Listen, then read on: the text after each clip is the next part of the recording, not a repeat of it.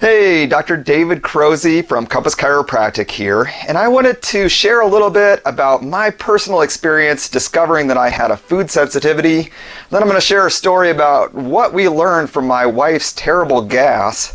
And so I hope you get a lot of information from this. So I'll be honest with you, I'm a very skeptical type person, and if I hadn't personally discovered I had a food sensitivity, I would have thought that all this talk about people being gluten sensitive, a lot of it was just like exaggerated. So my personal story, I didn't have any allergies to speak of through high school, but I got to college and I started having these terrible allergies. So for a little while I was taking Claritin, then that stopped working, and so I switched to Allegra, and then that stopped working, and so ultimately I switched to Zyrtec. And Zyrtec, essentially if I didn't have my medicine, I would have terrible sneezing, like sneeze like 20 times in a row. There'd be snot flying everywhere. The top of my throat would be all itchy, and then I had these terrible puffiness and bags under my eyes. And so the Zyrtec got rid of those main symptoms, but I still just could never breathe through my nose like I was able to there. And so ultimately I had a nurse practitioner coming to see me as a patient, and she kept telling me, she's like, Dr. Krohse, you got to try a nasal steroid. You sound terrible. So eventually I got on this nasal steroid, Nasacort or Flonase, started taking that daily, and finally I could breathe and didn't have any of these symptoms. But that was my status quo for about a year and a half, and I thought at some point I'm going to get around to taking this series of tests and then the series of injections to get rid of whatever I'm allergic to. But essentially I figured I must be allergic to dust and mold and also cat dander, because I had year-round allergies. It was worse when it was wet out, and it was the absolute worst if I visit my parents' house where they have cats. Anyways, in 2010, I did something called the Standard Process Purification Program. And for 21 days, I cut out all the processed foods, cut out grains and dairy and any sugar. And at the end of that, I dropped 15 pounds. It was really cool, number one. But the other thing was that my allergies were completely gone. Like, I wasn't taking the Zyrtec anymore. And if a person has that experience, the guide says, okay, you should add in one food group at a time and see which one causes problems. So you start out by adding some dairy for a few days. Don't have any problems? Okay, dairy's not your problem. Then add in some grains. But being kind of a fool, I went out that first night after the 21 days and I had pizza and beer. And I woke up the next day and my eyes are puffier and I just feel congested. I'm like, okay.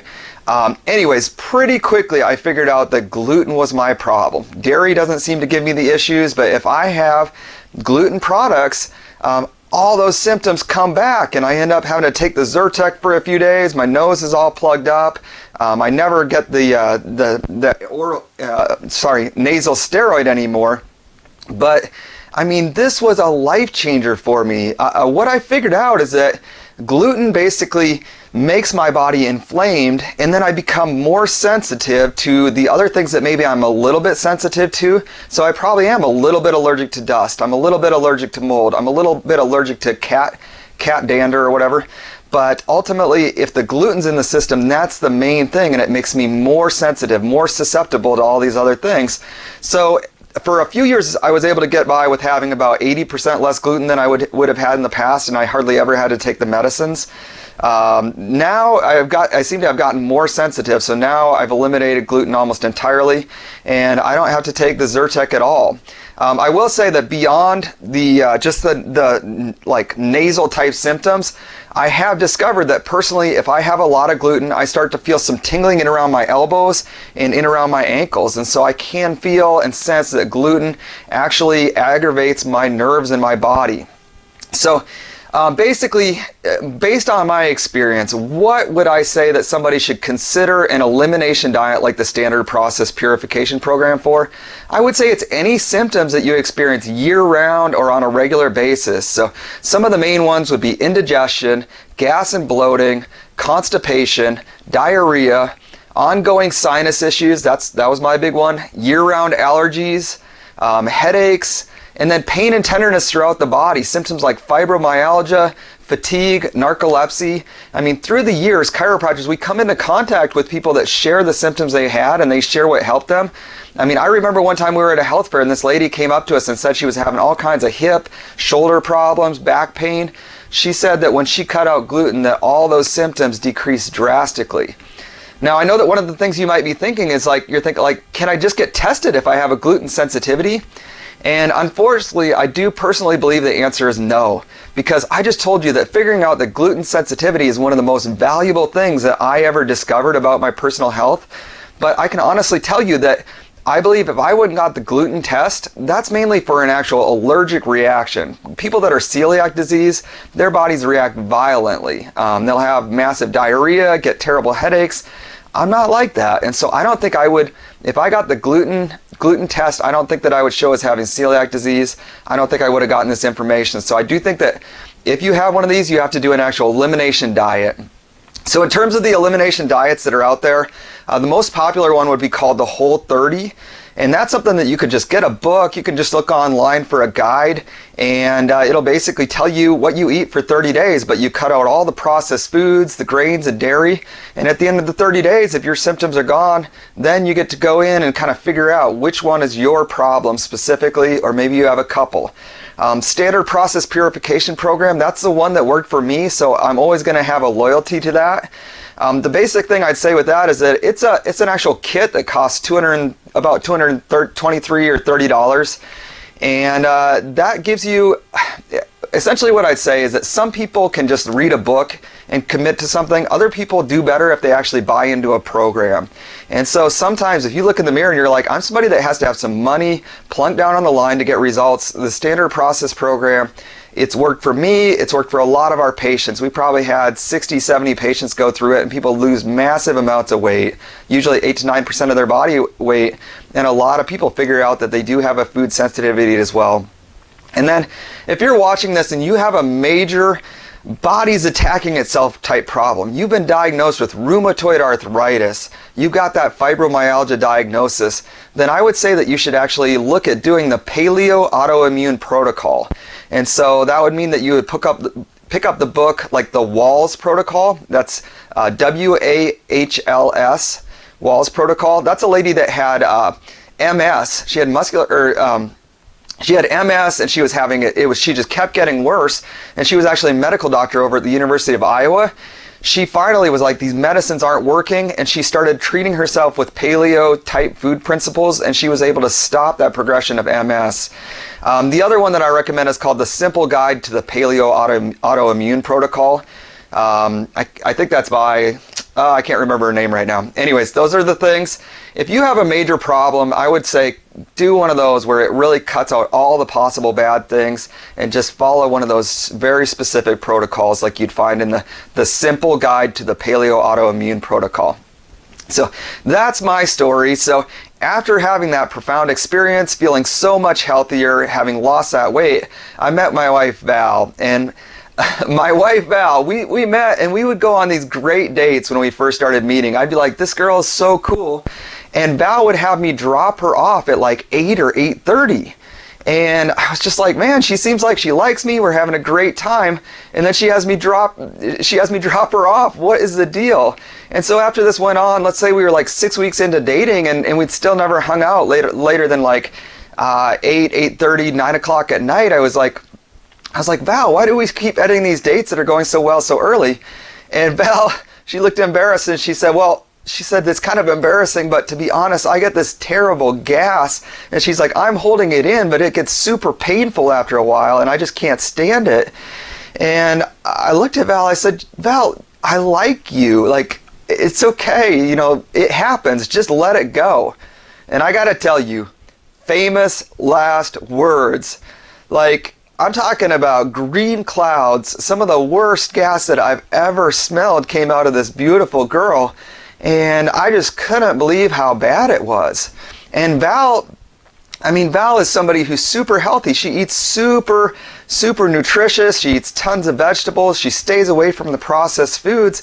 And it's like, how can her gas be that bad? So Val and I, we were listening to a podcast. I think it was probably the Ben Greenfield podcast. He's a total nutrition guru you could look up. But we learned about something called the group of foods called the FODMAPs. And the most obvious FODMAPs, so FODMAPs are foods that basically pull water into the intestines, and then they kind of cause fermentation. And so for certain people that are FODMAP sensitive, they end up with all kinds of gas and bloating. So the most obvious one would be beans, so legumes. I mean, they have an actual song about them, right? Beans, beans, the magical fruit. The more you eat, the more you toot. The more you toot, the better you feel. So eat those beans at every meal. I don't know about you, but that was a fun song that we would sing when we were kids. So beans are in this group. The rest of the FODMAPs are fructose, so that's fruits, honey, high fructose corn syrups, lactose or dairy products. Fructans is wheat, garlic, onion, inulin, and more. Galactans is legumes such as beans, lentils, and soybeans. Polyols is sweeteners containing isomalt, mannitol, sorbitol, xylitol, stone fruits such as avocado, apricots, cherries, nectarines, peaches, and plums. And so we saw this list, and Val, she was like, oh my gosh, she said, I chew sugar-free gum after dinner almost every time that we hang out. And these sugar-free gums have xylitol, sorbitol, maltitol. They're sweetened with those sugar alcohols. Val stopped having sugar-free gum after dinner, and her gas, this gas that was like ruining our relationship or just making it hard for us to have a quality time together, it drastically dropped it. And so this was just an amazing thing for us. So if you're out there and you deal with any kind of digestive gassiness or bloating, or if you've actually been diagnosed with irritable bowel syndrome or Crohn's, you need to consider going on a low FODMAP diet. And so what you can look at is you can search low FODMAP and Stanford. So Stanford University in California, one of the top ones, they have a good guide to eliminating FODMAPs. And this diet was mainly first started recommending for people that have actually been diagnosed with IBS or Crohn's. Other people that might consider trying a true low FODMAP diet would be people who already eliminated the most frequent offenders like dairy and gluten, and then they're still having gas and bloating, because one of the interesting things is that some of the most nutrient-rich vegetables actually are high FODMAP. So like, if I asked you what's the healthiest vegetable, a lot of people would say broccoli. But broccoli is a high FODMAP food. It's kind of fibrous, it's hard to digest, and if a person has sensitive digestion, if they have trouble with FODMAPs, broccoli is likely to cause problems, gassiness, bloating, and just pain. So as we're talking about these things, I know that some of you out there are listening to these food groups and you're like, oh my God, like if I'm sensitive to the grains or the dairy, or what if you love vegetables and you're like, what if I have problems with the highest FODMAP foods? Like, I don't want to stop eating those vegetables. I got to tell you a quick story. So my sister was actually diagnosed with narcolepsy, and there was some nutritional things that seemed like they were affecting her body. And for a little while I was encouraging, you got to try an actual elimination diet and see if there's some food group that's dragging your body down, basically poisoning your body. And I remember Lisa, I was talking to her on the phone, and Lisa, she said, David, she's like, if I'm sensitive, she said, David, she said, I eat cereal and milk for breakfast every morning. She said, if I'm sensitive to grains or dairy, I don't think I want to know. And I remember I said, Lisa, if you drink too much, what do you feel like the next morning? And she said, well, I feel like crap. And I said, yeah, but can you still go out and party? And Lisa's kind of quiet, but she's like, yeah, you can. The point is if you figure out you have a problem with one of those foods, you still get to make the decision. If you want to go out and party, just like if you want to go out and drink too much and you're okay with feeling crummy the next day, hey, you're a grown-up, you get to make that decision. But if you do an elimination diet and you figure out you have a problem with the food, at least then you can make that educated decision. You can plan for when you want to feel great, when you want to keep your body as healthy as possible, and when you're okay with letting loose and being okay with what the repercussions of your actions are. So the last thing I want to mention just briefly is a concept called food combining. This is something that I learned about from my wife. So again, if we had to describe my wife's digestion, it's just that her body produces less stomach acids than a lot of people. So if you think about it, all the things that get pumped into your stomach, they're glands secreting things. So think about how some people, if they exercise a lot, they like barely even glisten or glow. And then there's people like me who, if I run for a minute, I mean, I'm drenched. If I went and did a CrossFit style workout, I would have like a lake around wherever my exercise station was from all this sweat. So in terms of glandular production, I'm like a super secretor when it comes to my sweat glands. You could say that the same thing could happen in my stomach. So as soon as I drop a piece of food into my stomach, here come all these acids and enzymes to break apart the food. And I'd be somebody that you'd say, man, he could eat a kitchen sink and he wouldn't have a problem. My wife, she barely glistens if she exercises. And in the same way, her stomach has a harder time digesting foods. And so this idea of food combining is that different foods require different environments in your stomach to digest, and then your stomach's goal is to get foods to the right acidity to break them down, and then once that happens, then it has a little sphincter, a little valve where the stomach opens up and it shoots all that food into the intestines. And so with food combining, the basic idea is that you're going to put the easiest to digest foods into the stomach first. Your stomach's going to process those pretty quickly. Then it's going to shoot them into the intestines. Then you're going to put the next hardest to digest foods in, and it can process those, shoot those through. And then the foods that take a really long time, they take a lot of acids and more work to break down in the stomach, you put them in last. And basically what happens is that doing that in that order, you never have this gas combination. So essentially food combining would say that if you're going to have a true sweet, something sugary or a piece of fruit, you're going to have that separate from the meal, and ideally at least like 30 minutes or more before the meal. So you eat an apple or you eat your dessert in the late afternoon rather than with dinner. Then when you start having dinner, you'd start by having like a salad. You'd eat very slowly compared to somebody that maybe shovels everything in at the same time. And then ultimately what you'd put in last is the heavier to digest protein. So a piece of steak needs to go in last. And my wife, she follows this very specifically. But because if she doesn't follow these rules, she'll end up really gassy and bloated after dinner, even whether she eats that sugar-free gum or not. Just eating food in the wrong order will cause that. And she did prove this to me as well. Once I learned about it, what I realized is that if I eat an apple, I don't get any gas. If I eat a salad, like let's say I have a steak salad, a big salad with some steak and some cheese and some dressing on it, I wouldn't get any gas if I eat that either. But there have been times that I'll eat that steak salad for dinner, and then immediately after that I'll eat an apple. My favorite are Pink Ladies, and I will get terrible gas. And so it's a combination of the two. It's the steak in there and basically keeping everything in the stomach for a long time, and all these foods interacting will make me very gassy. And so, you know, she proved it to me, and I'm grateful to understand how food combining work. So certainly if I was, let's say I go out to a job interview or I'm going somewhere where I don't want to have gas, I'm going to make sure not to eat that piece of fruit immediately after a heavier meal. So I hope you got a lot of value out of this conversation. If you have any questions, you can shoot me a note or an email. And yeah, I hope you have great health as a result, and that your body is able to heal itself better and to maintain itself. So thanks again. And I'm Dr. David Krohse from Moines Chiropractor.